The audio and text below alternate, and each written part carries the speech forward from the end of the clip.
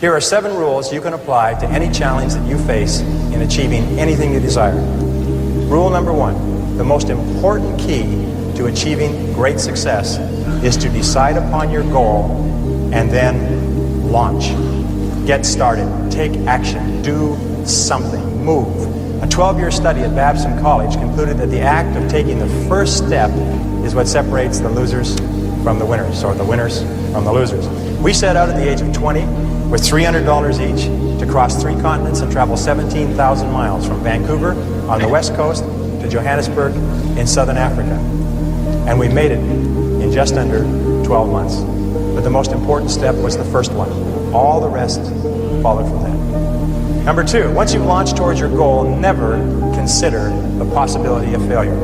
The Germans have a saying, it's immer vorne, nie zurück. Immer vorne, nie zurück. And it means always forward, never backward. Always forward, never backward. Never consider the possibility of failure. Every person here is here because they refused to quit when the going got rough. Your ability to persist in the face of setbacks and disappointments is vital to all great achievement, and it's always a decision that you make.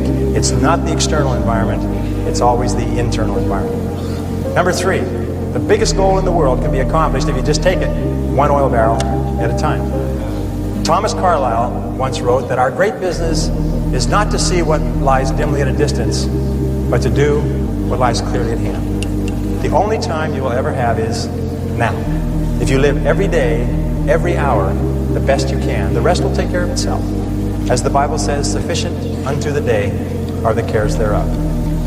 Number 4, watch out for the naysayers. The negative people around you are always telling you that you'll die in the desert. Get around positive people. Get around winners like people in this room. Fly with the eagles and refuse to listen to objections and reasons why you can't succeed. Someone once said that if every possible objection must first be overcome, nothing will ever get done. And truer words were never spoken. Number 5, welcome obstacles and difficulties as valuable and inevitable steps on the ladder of success. Remember that difficulties come not to obstruct, but to instruct. Difficulties come not to obstruct, but to instruct. Our trip to Africa was one problem after another. We ran out of money over and over. We strained every muscle of our bodies trying to ride bicycles across France and Spain. Our Land Rover broke down again and again. We suffered from dysentery and heat stroke and exhaustion. But when it was time, we were ready for the Sahara crossing. In retrospect, we saw clearly that without the lessons that we had learned from our mistakes, we would have surely died in the desert. And when you look back on any achievement, you will find it was preceded by many difficulties and many lessons.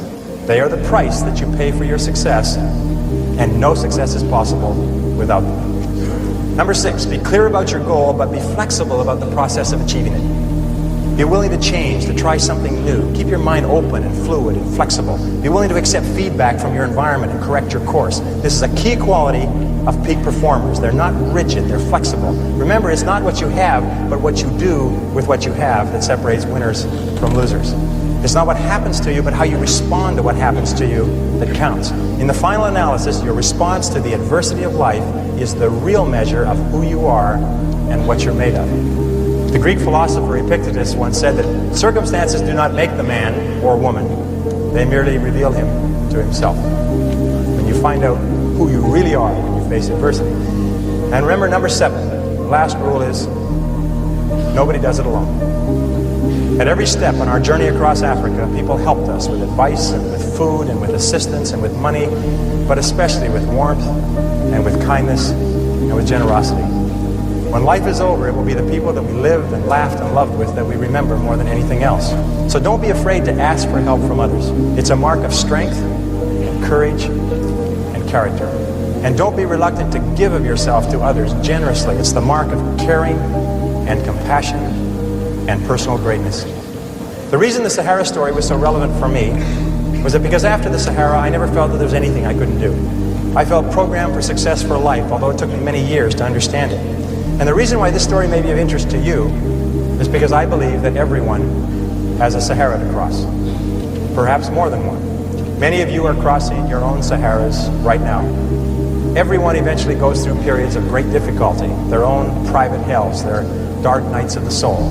But it is by facing whatever life gives us with courage and determination that we grow more surely toward the stars.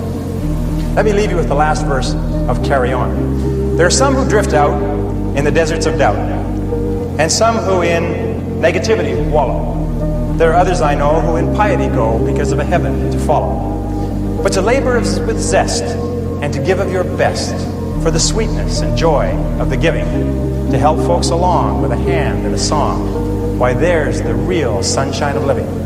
Carry on, fight the good fight and true. There's big work to do.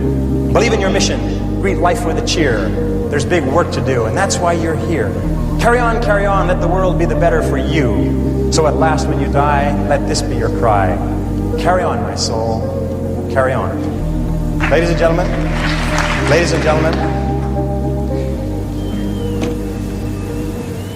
if you will resolve, with whatever life hands you, to carry on, there is nothing that can stop you from achieving the greatness for which you were created.